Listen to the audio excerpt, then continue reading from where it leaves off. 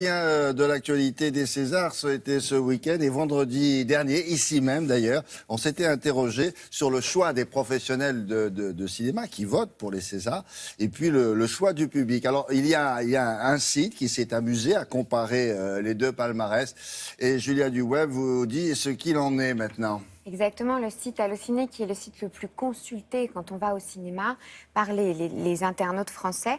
Alors, ce site a proposé un vote vendredi. Et puis, j'ai consulté, évidemment, comparé les votes des internautes sur ce site et les résultats des Césars. Mais figurez-vous qu'on n'est pas très loin.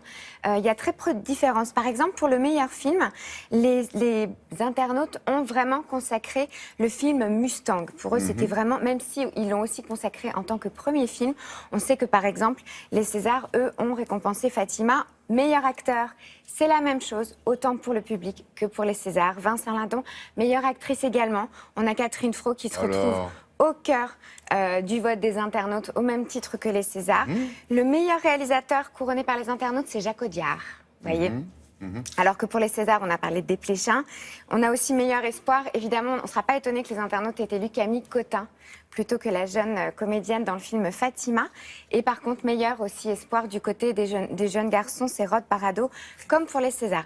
Alors, on enchaîne, William, avec l'actualité du cinéma, parce que César, c'était le samedi, dimanche, vous aviez les Oscars, mais le samedi, il y avait autre chose, il y avait les Razzie Awards. Alors, les Razzie Awards, c'est ces anti-Oscars, vous savez, qui se moquent vraiment des cérémonies hollywoodiennes. 4 Razzie Awards pour 2 films à chaque fois. Il n'y en a que 2 qui ont été récompensés. D'un côté, 50 nuances de Grey et de l'autre côté, Les 4 Fantastiques. Il y a une seule actrice qui est allée retirer son Razzie Award, c'est Sandra Bullock, à la veille de retirer son Oscar aussi.